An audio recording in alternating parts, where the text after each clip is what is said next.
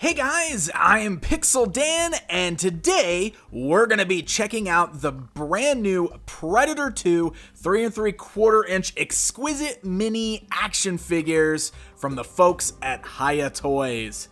That's right, if you're a fan of the Predator series, but you have long wanted a set of Predator action figures in that smaller 3 3/4 inch scale, well, Hiya Toys is answering your prayers. And very special thanks to the folks over at Hiya Toys for sending these two figures along so we can get a good look at them outside of the packaging. Today we're going to be checking out their new City Hunter Predator and their new Guardian Predator. As you can see, we've got both Predator figures here standing side by side in their packaging. They both come in similar style window boxes that fully showcase the action figures, all of their accessories within, and you can see it does have the Predator 2 logo on the bottom portion.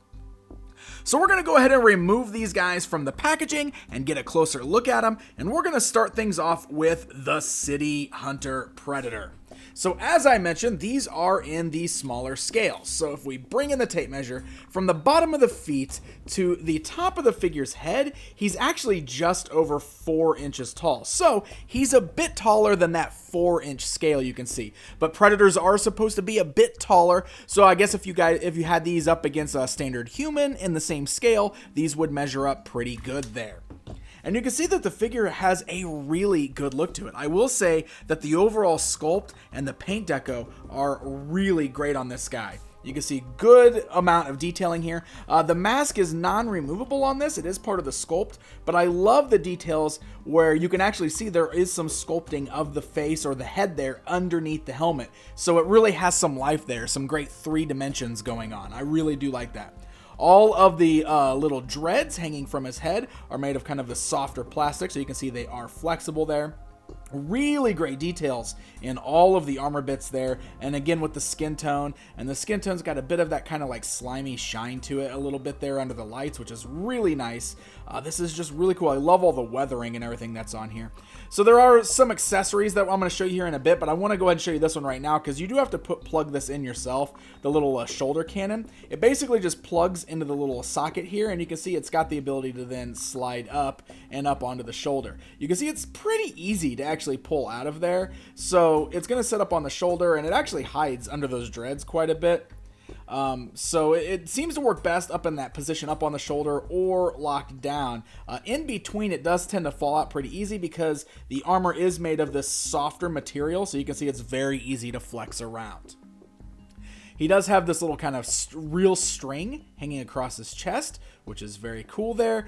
He does have the little retractable claws on the right forearm. You can just pull those out and push those back in. They are kind of softer. You know, they're not too soft or gummy, but they're very pliable. So you definitely want to be careful. You don't want to pull them too hard or anything like that.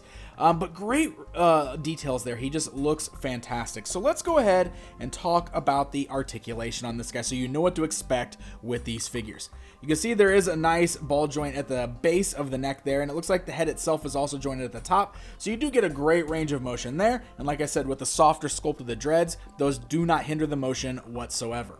We've got nice ball joints at the shoulders, although they do only raise up about that far because of the shoulder pads there, but you can still move the arms forwards and backwards. You can swivel at the bicep, you get a nice standard bend at the elbow, and then you got ball joints at the wrist because you do have the ability to interchange the hands, so I'll show you the other hands in just a bit, but that does add a good range of motion to the hands there.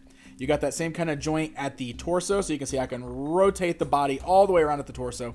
It doesn't appear to actually swivel at the waist, so it looks like turning the torso is really all we're going to get with this particular guy. He does have nice ball joints at the thighs, which you can see there, so you can rotate the legs all around, moving forwards and backwards. We can also swivel at the thighs there. We have nice double joints at the knees with the little knee pad there kind of in between.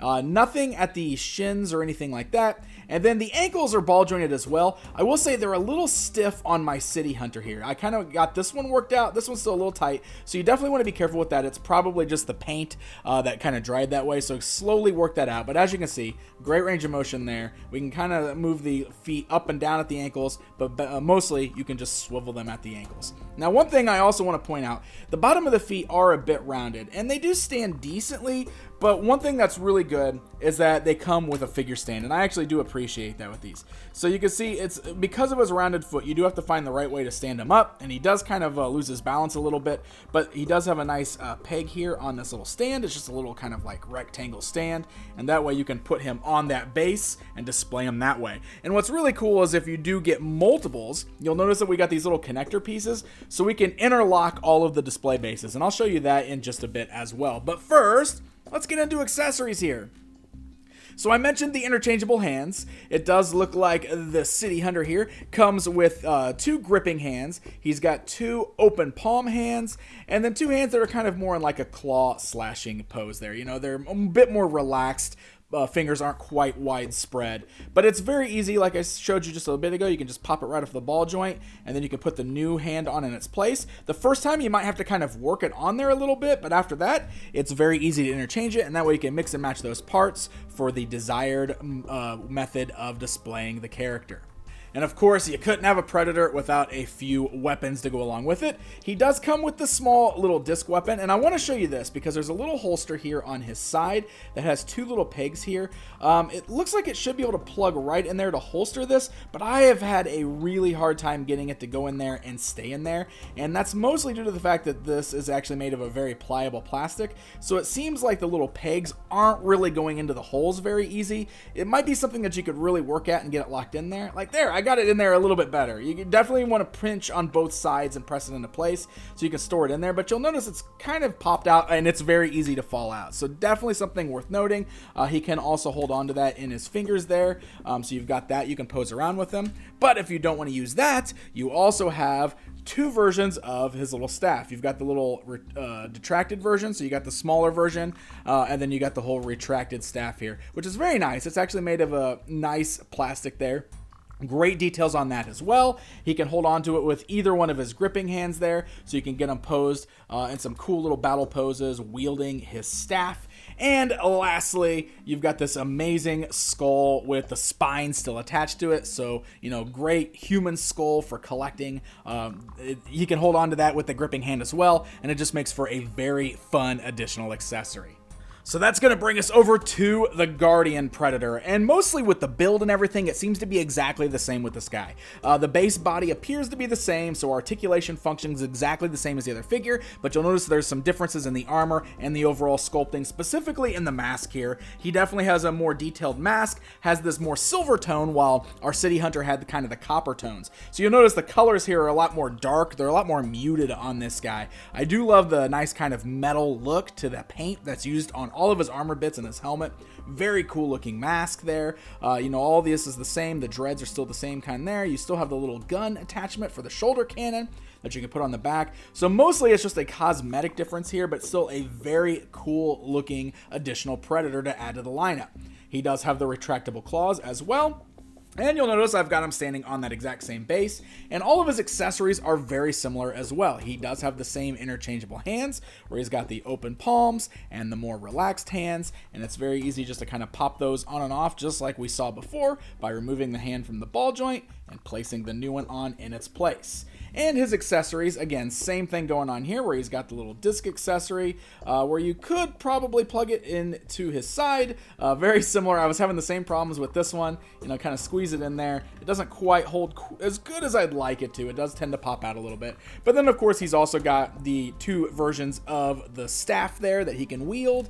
And instead of a skull with a spine attached, he just comes with a standalone little human skull. So something a little bit different than the other figure. Very cool looking figure though as well, and it's great to kind of build out your Predators. And let me show you this real quick too as well, because I want to show you how we combine these 2 little bases here. You can just easily use these little connector pieces, just kind of place them anywhere you want to. You can see that there's little grooves on all 4 sides of the base. Basically, once you get those plugged in there, you can kind of just squeeze them together between the 2 different bases, just like that. It does a great job of locking together nice and tight.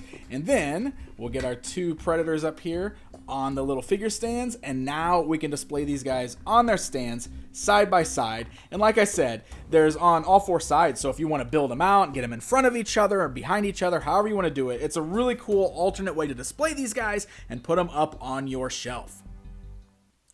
So there you go, guys. That is a look at the brand new series of Predator figures from the folks at Hiya Toys.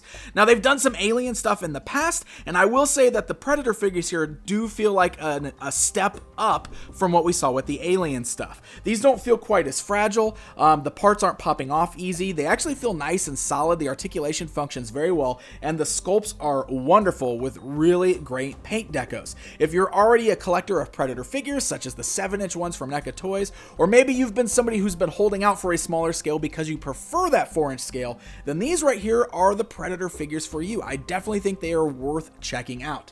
So I got to give a very special thanks again to the folks at Hiya Toys for sending these along so we can get a good look at them outside of the packaging. Guys, thank you so much for watching this video. If you enjoyed it, please hit the like button, leave me a comment, let me know what you think. Don't forget to subscribe so you never miss out on any of my toy reviews. Until next time, my friends.